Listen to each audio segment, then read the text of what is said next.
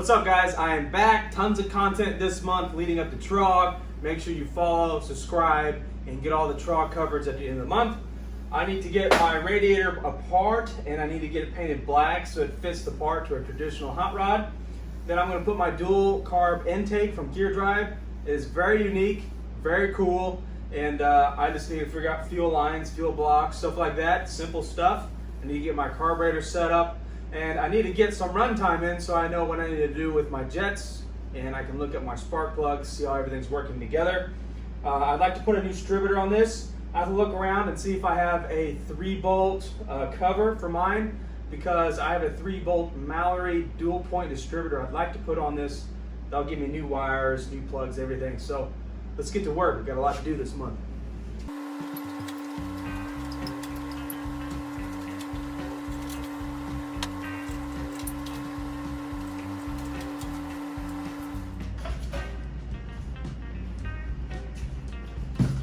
Had to put a flat bung on my radiator drain. They just didn't give me any room for the grill. Aftermarket radiators for you.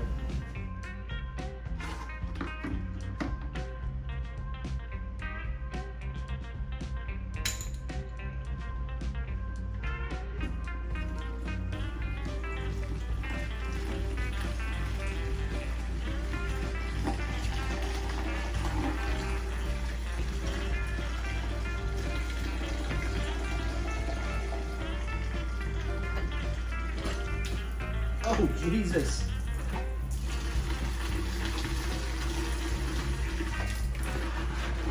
Wow. I'm gonna leave the radiator cap on for a little while.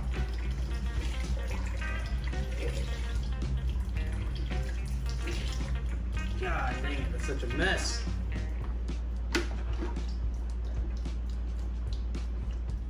You guys missed it because I wasn't recording, because this was supposed to be just some normal, average drain the radiator stuff. Drain the radiator out, got my bucket nice and full. When I went to pick it up, it caved in and cracked open and spilled everything that was on this bucket on the floor. Ain't that nice? I didn't realize this thing was so brittle. It just fell apart as I picked it up, dumped all my freaking coolant out. Soaked my whole floor down, so I had to mop everything. And on the bright side, this is the cleanest my floor's been in months. So these are shrink clamps that I like to use. I hate using the steel clamps. I use them as least often as I possibly can because these look so clean. The only downside is you can't reuse them. You have to take them off.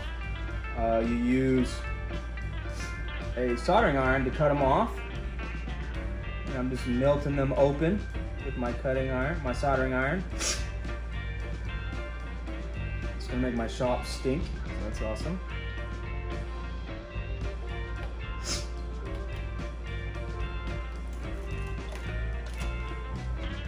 There it is.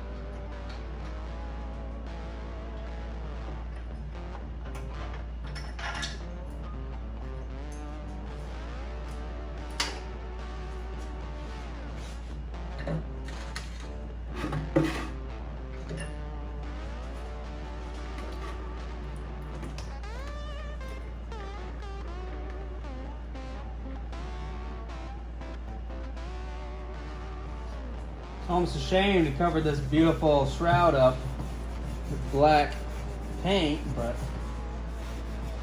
you can't really get away with aluminum fans on traditional hot rods. But I drive my stuff. All my stuff's driving, you know, so I live here in Virginia. It's very hot, very humid, and flatheads are very expensive. So this aluminum radiator with an offset shroud, and the fan is back a whole inch from the radiator. It sucks a lot of CFM through this radiator. Keeps my flathead nice and cool all the time in traffic, stoplights, sitting at a line ready to drag race. If I leave my fan on, it'll cool it down 165 degrees. It'll be like 180, and if I leave the fan on for too long, it'll cool it down 165. I got to keep the fan back off and let the motor warm up a little bit. Some people might see that as a problem, but I would much rather have that as a problem than heat issues with the flathead. That's just expensive. Every part is expensive.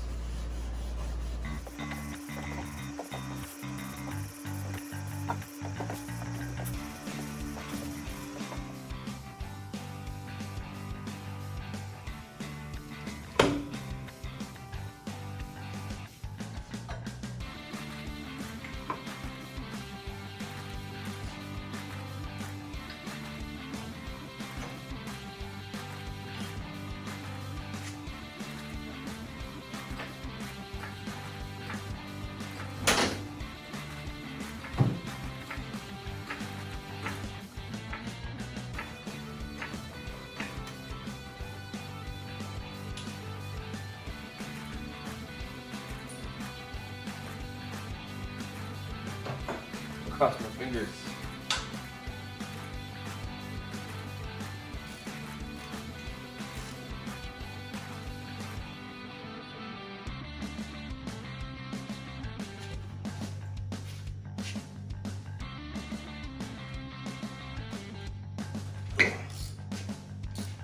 Whew. Stay there for a second.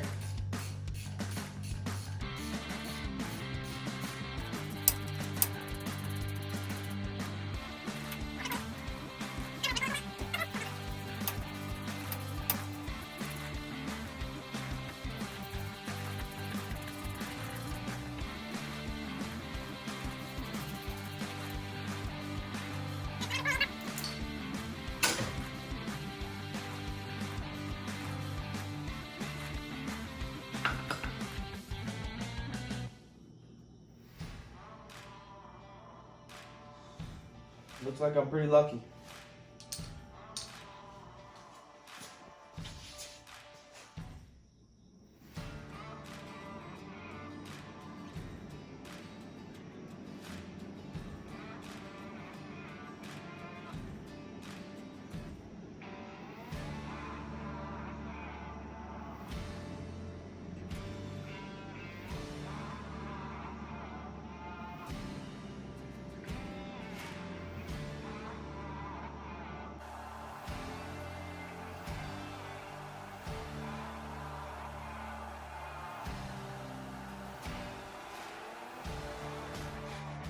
Now these are all supposed to be blind holes, but I always put Permatex on these bolts here because these flatheads can crack in really weird places.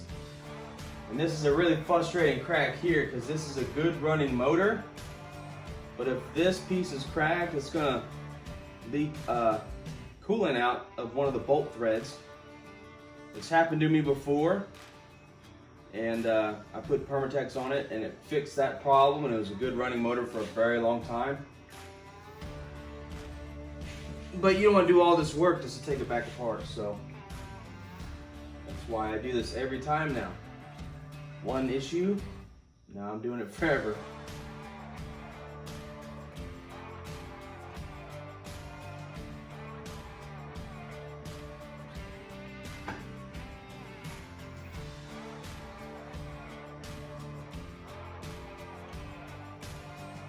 Now these are Egler's water pumps, really good quality. I just hate that they stamp their name in the casting right there.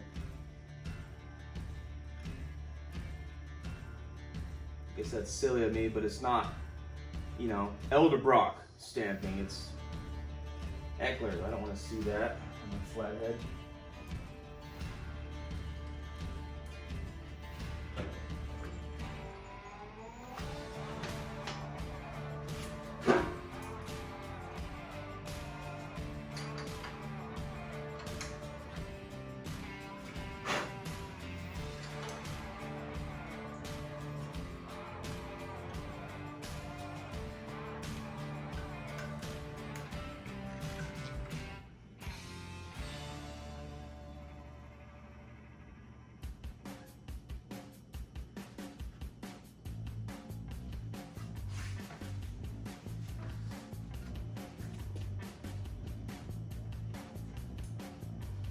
That looks more the part, right?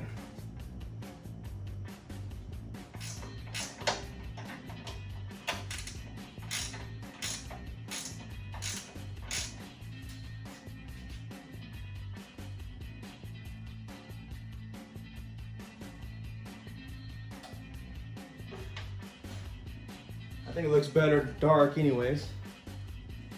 So all aluminum poking through the grill. You gotta have to have an offset. Can't have shiny and shiny, so.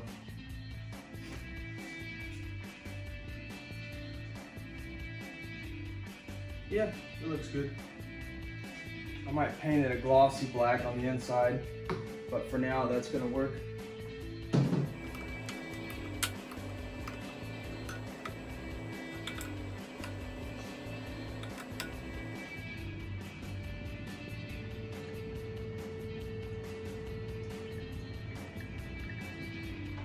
All right, let's get this pushed out. I'm gonna start it up, get it to operating temperature, see if we have any leaks anywhere.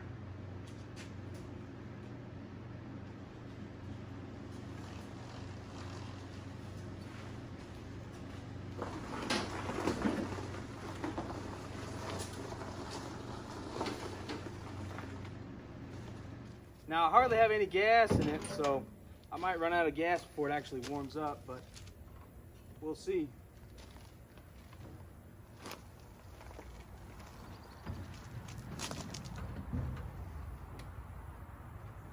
Throw my hair back.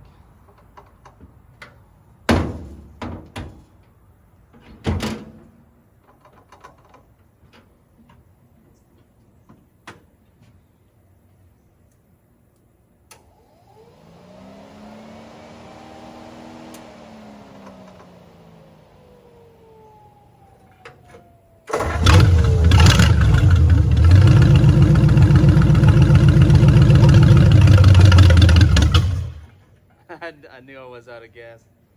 Damn it.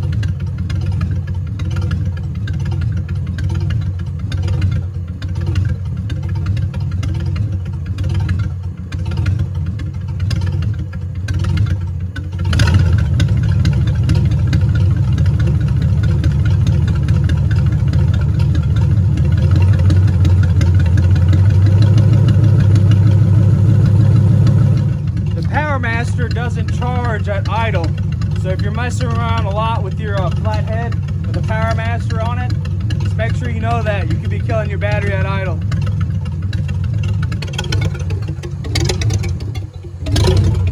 Underneath right there until I get around to actually fixing my gauges, but my accelerator pump needs to be adjusted. idling too low. And I might be out of gas. I'm really close to being out of gas.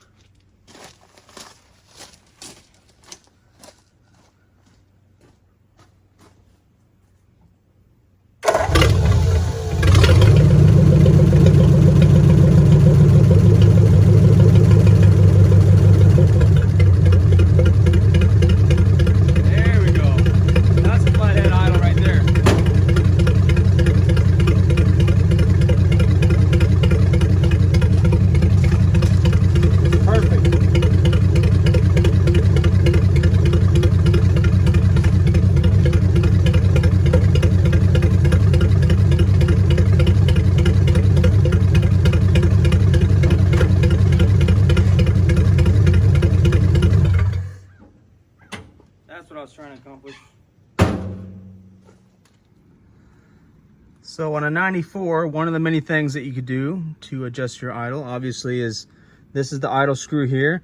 You see how mine's all ate up because it was stuck, and I had to unstick it, and it was a running motor, and that's just what I had to do. But we have different adjustments here. This is accelerator pump, and these are the different adjustments. If you're maxed out on your idle screw, you can put it in a different slot, or of course you can get a longer idle screw, but that's just what I have here right now, and that's one way I could fix it to get my idle back. There's other ways of doing it. There's that radiator painted, working, no leaks. All my hoses look good. We have the shrink clamp hoses here, shrink clamp.